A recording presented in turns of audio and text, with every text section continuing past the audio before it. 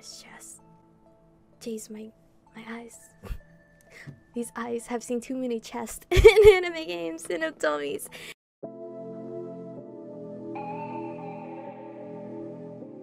We're born in the moonlight. Ain't no fantasy.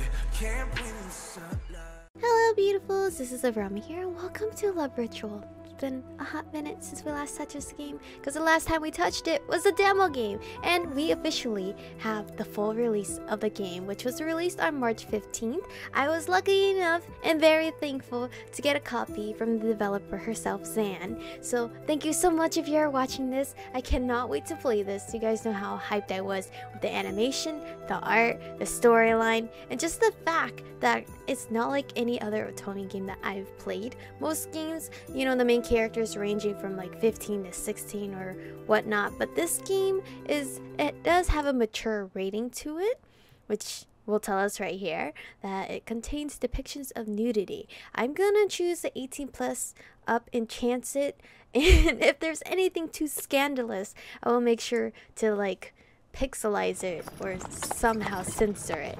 But let's get into the game. This is the place, Signorina. That'll be 5 liras, please. Oh, the animation! I missed it so much. After a long trip, I had finally arrived at my destination. There was no doubt that I had been summoned here due to my extensive knowledge of the mystic arts. After all, I am the next in line in a family of occult researchers. Thank you, Signor. Here's your fare. Have a good day. You too, Signorina. Your belongings will be delivered straight to your hotel. Thank you. Oh, so pretty. A taxi leads me outside the police station. I found myself a little uneasy for some reason. A feeling that told me that I was getting into something bigger than just an investigation. I blamed it on my nerves, figuring it was probably because this was the first time I had been summoned specifically due to my occult expertise. I'm just overthinking it. I've spent my life researching these things, so this should be a walk in the park. I should stop worrying and knock the door. I forgot the interactions. I was too busy trying to see if there's like hidden stuff around here. I should stop worrying and knock on the door. Sometimes you need to interact with the environment. Try clicking on the door. This was another reason why I was so excited for this visual novel, because it's interactive. I knock on the door. Soon enough, I was greeted by a friendly looking policeman, but he also looked very tired. Oh, he's blinking. Hello, you must be Signorina Relay? Rely? I'm gonna say Rely. Yes, that's me. Pleasure to make your acquaintance. I suck so much with names. Anduin, the chief investigator here. I am pleased to meet you as well, Signor Anduin. Hopefully I'm pronouncing his name right. If I'm wrong, sorry. I must admit I was beginning to worry because of the weather recently. There have been several unpleasant incidents on the road. I hope you weren't too detained by the rain. Sort of, but to be honest, I slept most of the way here. But it seems it was raining a lot as most of my clothing got soaked. Damn it. Wet clothes is such... Ugh. It's nothing. Clothes can always be dried. The important thing is that you're here. Yeah, clothes can be dried, but what if I got sick wearing, like, watered clothes, rain clothes? Have you seen K-dramas? You step in the rain, you're sick the next day. The important thing is that you're here safe and sound. Shall we go upstairs to my office? And if you guys do hear the wind, I'm sorry, I have the window open. Sure. Hello? Oh, you guys can see the cat now, because last time I had my camera here, but I've been putting my camera over here. Oh, kitty, can I click the kitty and it won't disturb anything? Okay. You found a hang in there kitty or kitten. Oh shoot, I didn't read what he said. Where's the log? What's this button? Okay, here it is. Oh, I hope you don't mind if we start discussing the case right away. I don't have much time today, unfortunately. That's fine. I also would like to return to my family's tower as quickly as possible. So, I take it you've taken the time to make yourself familiar with the case. Yes, I received your report and read it before leaving. After the discovery that a forbidden ritual was performed, you detained 2 suspects.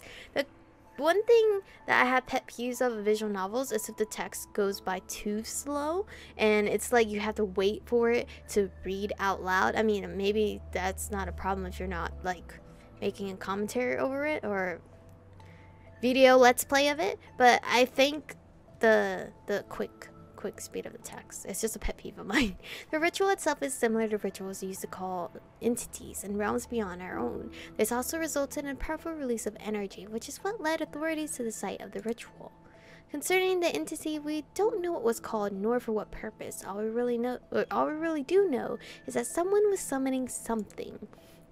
From the information given to me, my hypothesis is that they tried to call this entity, but failed.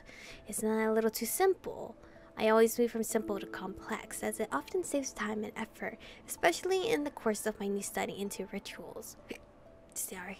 Most accidents during them are made due to mistakes and sheer inexperience. What are you getting close to us for? Perhaps you're right. I want you to study the crime scene and hopefully come to a conclusion. What would you like me to look for specifically? The true purpose of the ritual will be a good start. We learn the goal, then understand the motive. If it's possible, evidence of the involvement of one of the suspects would help end this case sooner.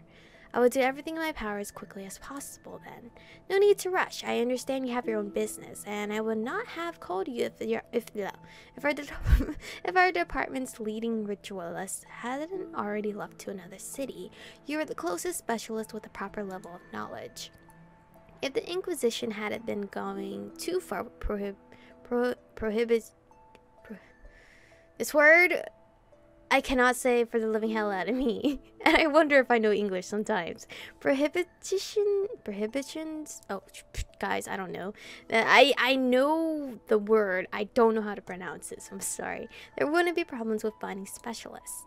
The Inquisition tries to prevent consequences that harm people, and they're just as interested by the forbidden mysteries. Many people secretly study and use rituals, but always make amateurish mistakes due to their lack of knowledge. Anduin sighs, but I am firm on my standpoint. In any case, oh, was he trying to threaten me by coming close? No, you can't do that. That doesn't work on me. In any case, the Inquisitional Department recommend you for this case. Well, that was certainly news to me. Oh, well, let's not get too off track from the investigation at hand. Tell me, Chief Investigator, what about the suspects? Has it been that hard to gain information from them? Nah, there are some difficulties concerning them. You will have the same problem, sadly. What is it? Who? Actually, and more than one person. Advocates. As soon as they became involved in the investigation, the suspects suddenly refused to cooperate. Both are now steadily claiming innocence, and that obviously can't be that case, or can't be the case. One of them has to be guilty. Conflict of factions. Yes, we suspect both the Druids and Necromancers, as their factions are now deactivated, now actively involved in the investigation. There is a possibility that this case might be used as part of a faction political game. For a trial, I will need maximum evidence of the guilt of one of them, so for now, concentrate on the ritual. Got it. I will start breaking down the exact components of the ritual tomorrow. There is one more detail you should know. Signorina Relay. Using an amendment to the code, the advocates are actively intervening in the investigation. They will be following your work. How did this loophole even happen? My work shouldn't be public knowledge, I don't think. Justice has its problems, I'm afraid. In fact, advocates should act only as observers, but in practice you'll see. And when opens the door to reveal a small room with two men sitting inside, who get up and exit the room to stand on either side of Anduin. These boys are back! Oh god. I don't remember who I wanted to go after because I think I fell in love with both of them. Oh god, his chest. Jeez, my eyes. These eyes have seen too many chests in anime games and otomes. These men are the advocates for each of our suspects. I'll leave it to your expertise to figure out which one is lying. Signorina Relay. He gives me a pat. Dude, you're so close to me. Personal space, sir. Have you heard of it? He gives me a pat on the back and cracks a joke before he leaves the room. I'm assuming he might be whispering in this. They're both a major pain in the ass, so I wish you good luck. You'll need it. Thanks, I guess. As the door closes behind me, I return my gaze to the two men remaining in the room. The Druid seemed a lot friendlier than a Necromancer. Then again, that tends to be the case given their very different practices. I really love this mole under his eye. It's really adorable. But this mood is not making me feel comfortable around him. Hey, I'm Shenrei, and you must be the maiden of the mystical tower. It is a pleasure to make the acquaintance of such a wonderful and one-of-a-kind individual. Are you done sucking up to her to get her on your side of the case? A woman of her status isn't like the feather-brained idiots you're used to associating yourself with. She's not going to fall for your simple tricks. I'm being completely honest with her. Besides, I thought it was your kind that valued the ability to deceive. Did he always have this hairpiece? Dude, the way he moves is so beautiful. This is so cute.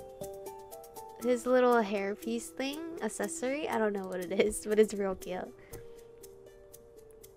Oh, he's bowing to us. It's so cute. Sorry if you saw me spit. My bad. The necromancer ignores the comment and walks up to me, holding his hand out as if to challenge a druid who was doing the same. The name's Kalaseth. Kalaseth?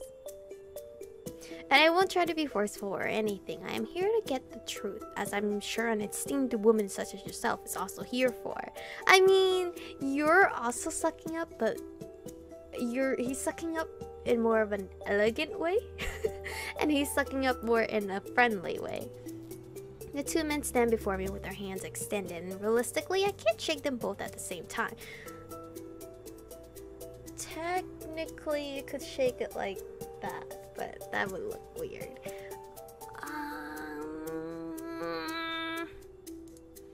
Gimme.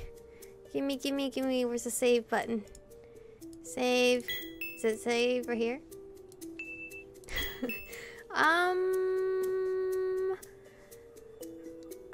Okay. Let me think. If I was in her position, who would I go for? I think I would go with the more friendly guy, which was Shenrei, I believe. You're right to not trust a shady man like Kalaseth. Even though Kalaseth, it seems more like my aesthetic, but ideally, I think if I was in her position, I would shake Shenrei's hand because he was more friendly and bubbly. Shady, is that the word druids use to feel better about being in that frail circle nowadays? I think this conflict was unavoidable no matter whose hand I shook first. Good, because that was a tough decision. Anyway, don't you think it's a little odd that this ritual conveniently happened in a forest, which the druids have been desperately trying to preserve for a while now? Perhaps in tampering with powers their feeble minds can't understand. An accident happened and an entity was summoned. What work would a necromancer have in there anyway? The part about us wanting to preserve that forest is true, but why would we dabble in your depraved magics? I would rather see that forest burn to ash than have it be corrupted by your filthy ways.